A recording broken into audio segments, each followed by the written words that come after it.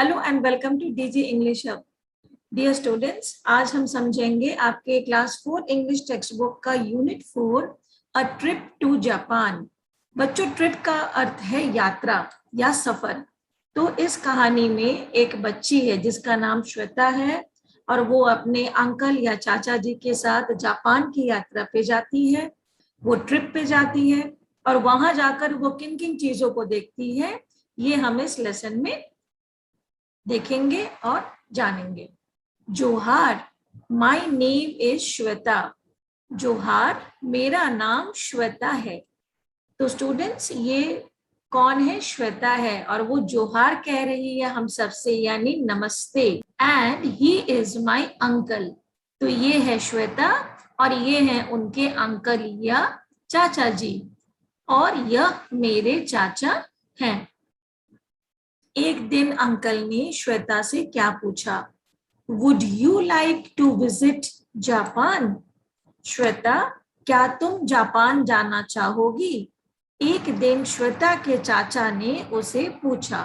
तो श्वेता ने क्या जवाब दिया? देखिए आगे। Yes uncle, I shall be glad to visit Japan. हाँ चाचा जी, मुझे जापान जाने में खुशी होगी।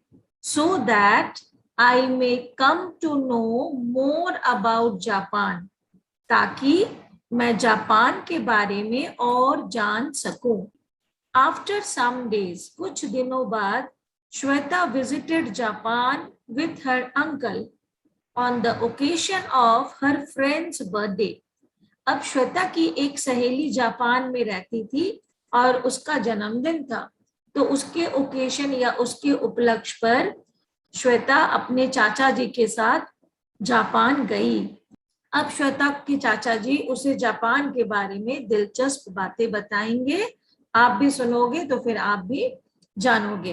अंकल ने बताया, Japan is a country of islands which are connected to each other. बच्चों, ऐसे तो इस शब्द आइलैंड में की स्पेलिंग में आप देख पा रहे हैं ISLANDS लिखा है, लेकिन इसे हम पढ़ते हैं आइलैंड, जिसमें कि एस का उच्चारण नहीं किया जाता। तो चाचा जी ने क्या बताया कि Japan is a country of islands, यानी जापान द्वीपों का देश है। द्वीप हम जमीन के उस टुकड़े को कहते हैं जो कि चारों ओर पानी से घिरा हो, और ये जितने भी आइलैंड है जापान के, ये सारे ही कनेक्टेड है, यानी कि एक दूसरे से जुड़े हुए हैं। चाचा जी ने और क्या बताया? We find so many volcanic mountains in Japan. हमें जापान में बहुत सारे ज्वालामुखी पर्वत मिलते हैं। बच्चों, कुछ पर्वत या पहाड़ ऐसे होते हैं जिनमें से आग निकलता है या बहुत धुआं निकलता है। अंदर आग या धरती जो है वो इतनी गर्म होती है कि वो जलती रहती है। तो वैसे पहाड़ को हम कहते हैं ज्वालामुखी पहाड़, और इंग्लिश में कहते हैं वोल्केनिक माउंटेन्स। Volcanic mountains. तो अंकल ने बताया कि जापान में ऐसे ज्वालामुखी वाले पर्वत भरे हुए हैं, बहुत सारे हैं। We find so many volcanic mountains in Japan. और कौन सी जानकारी ली श्वेता ने? अब देखो, श्वेता को इच्छा थी कि वहां के स्कूल को देखे, तो Shweta requested her uncle. Shweta ने अपने अंकल को रिक्वेस्ट किया, आग्रह किया, to visit a school in Japan, कि चलिए अंकल, हम जापान के एक स्कूल जाते हैं और स्कूल देखेंगे। They went to a school. ये स्कूल का दृश्य है। उन लोगों ने क्या देखा? They found that students were learning through activity. उन्होंने पाया कि छात्र गतिविधि के माध्यम से सीख रहे थे, यानी एक जगह सिर्फ बैठकर टीचर की बातों को नहीं सुनकर वो एक समूह में बैठे थे और कुछ गतिविधियां कर रहे थे, एक्टिविटी कर रहे थे, और उसी के माध्यम से वो एक दूसरे से भी सीख रहे थे। ये तो काफी रोचक है। अब श्वेता ने अंकल से पूछा कि why is Japan so famous in the world? Uncle, Japan इतना फेमस या इतना प्रसिद्ध क्यों है? जापान दुनिया में इतना प्रसिद्ध क्यों है?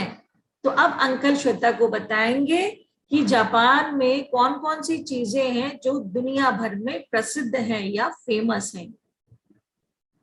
Japan is famous for industries. तो सबसे पहले अंकल ने बताया जापान इंडस्ट्रीज यानी उद्योगों के लिए प्रसिद्ध है। फैक्ट्री हम जो देखते हैं आसपास जिसमें कुछ ना कुछ सामान बनते हैं, तो जापान उन उद्योग के लिए प्रसिद्ध है। In a short span of time यानी बहुत ही कम समय में, it established various types of industry. Japan ने विभिन्न प्रकार के उद्योगों की स्थापना की है।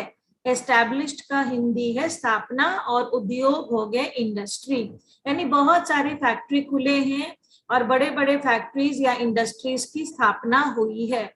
और उन्होंने बताया देयर टेक्नोलॉजी इज एडवांस्ड, उनकी जो तकनीक है ना वो बहुत उन्नत है। There electronic goods are used all over the world, जो भी चीजें अधिकतर हम बैटरी से चलाते हैं बच्चों और बिजली के जो उत्पाद होते हैं उन्हें हम इलेक्ट्रॉनिक गुड्स कहते हैं। तो जापान के जो इलेक्ट्रॉनिक सामान है, श्वेता के चाचा जी ने बताया, पूरी दुनिया में उपयोग किए जाते हैं। अब श्वेता ने एक और सवाल पूछा वहां के लोगों को देखकर। उसने पूछा why are people so healthy here. चाचा जी यहाँ लोग इतने हेल्दी या स्वस्थ क्यों हैं? श्वेता ने चाचा जी से पूछा। तो अंकल ने क्या जवाब दिया? People of Japan are very health conscious. Japan के जो लोग हैं ना वो बहुत अपने सेहत के प्रति जागरूक हैं। कॉन्शियस यानी जागरूक हैं। They like to take organic grains and balanced diet. तो जापान के लोग स्वास्थ्य के प्रति काफी जागरूक हैं। वे ऑर्गेनिक ग्रेन्स यानी जैविक अनाज जिसमें किसी भी तरह के रसायन मिले ना हो और बैलेंस्ड डाइट या संतुलित आहार लेना पसंद करते हैं, यानी उसमें हर चीज होता है, थोड़ा विटामिन थोड़ा प्रोटीन, हर चीज जो शरीर के लिए सेहतमंद है। अब श्वेता ने अंकल से एक और सवाल पूछा, how could Japan progress so rapidly. उसने कहा चाचा जी जापान इतनी तेजी से, रैपिडली यानी तेजी से, प्रोग्रेस या आगे कैसे बढ़ सका है अन्य देशों के मुकाबले। तो इसका जवाब क्या मिला श्वेता को? They are very laborious and hard working. कि जापान के जो लोग हैं ना वे बहुत लेबोरियस यानी मेहनती होते हैं और बहुत मेहनत करते हैं। अब बच्चों इस चित्र को देखो, इस क्लास में जो बच्चे हैं वो सब मिलजुल कर क्लास की सफाई कर रहे हैं। तो जापान के लोग बहुत मेहनत करते हैं और सिर्फ बड़े ही नहीं बच्चे भी। They don't want to waste their precious time. वे अपना प्रेशियस टाइम यानी कीमती समय वेस्ट या बर्बाद नहीं करना चाहते। They like to help each other. वे एक दूसरे की मदद करना पसंद करते हैं। तो ये तो बहुत अच्छी बात है और ये सीखने लायक है, हमें भी इन चीजों को सीखना चाहिए। और क्या बताया अंकल ने? They have made so many TV serials. उन्होंने बहुत सारे टीवी सीरियल बनाए हैं, यानी ऐसे श्रृंखला जो कि टीवी पर, ऐसी श्रृंखला जो कि टीवी पर दिखाए जाते हैं। अब बच्चों आप इन सीरियल्स को ध्यान से देखें तो शायद आपको भी कुछ सीरियल पहचान में आ जाए जो आप भी अपने टीवी पर देखते होंगे। अब चाचा जी ने भी वही पूछा श्वेता से, have you seen any serial? क्या तुमने कोई सीरियल देखा है? चाचा जी ने श्वेता से पूछा। तो श्वेता ने क्या जवाब दिया?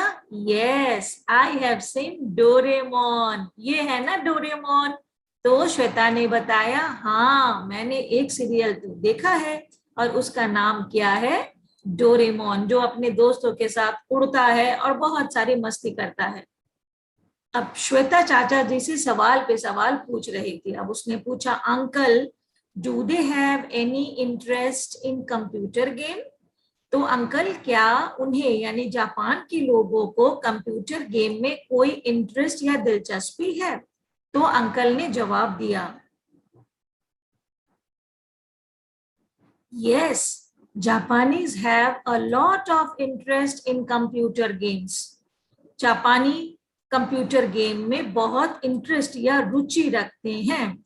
They have developed games like Pokemon, Contra, which are favorite among Indian children too. Japan में ही ऐसे खेल बने हैं जैसे पोकेमॉन नाम है या कॉन्ट्रा, ये गेम विकसित किए गए हैं जो भारतीय बच्चों के बीच भी पसंदीदा है।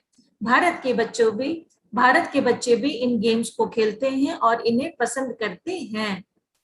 अब अंकल ने एक और दिलचस्प बात बताई जापान के बारे में। It is also called the land of rising sun. पता है बच्चों, जापान को राइजिंग सन यानी उगते सूरज की भूमि लैंड भी कहा जाता है। श्वेता ने पूछा, Why is Japan called the land of rising sun? चाचा जी, जापान को आखिर उगते सूरज की भूमि क्यों कहा जाता है? तो अंकल ने समझाया, Japan is called the land of rising sun because it is the eastern country on the globe. बच्चों, ये हमारी धरती है और इसके मॉडल को हम ग्लोब कहते हैं। तो जापान जो है वो ईस्टर्न भाग यानी कि पूर्वी हिस्से में पड़ता है। And the rays of the sun fall on Japan and later on other parts of the globe. जिस वजह से सूरज की किरणें पहले जापान पर पड़ती है और बाद में दुनिया के अन्य हिस्सों पर पड़ती है। इसीलिए ऐसा लगता है कि मानो सूरज सबसे पहले जापान में उगता है और इस वजह से जापान का नाम लैंड ऑफ राइजिंग सन या उगते सूरज की भूमि रखा गया है।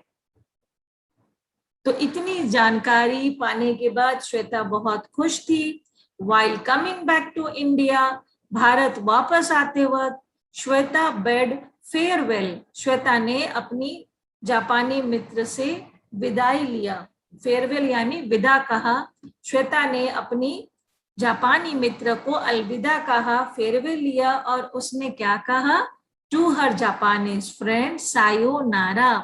बच्चों, जिस तरह आप इंग्लिश में बाय करते हो कि चलते हैं, वैसे ही जापानी भाषा में हम जब कहते हैं बाय तो हम उसे कहते हैं सायोनारा। तो भारत वापस आते समय श्वेता ने अपनी जापानी मित्र से सायोनारा कहकर विदाई ली।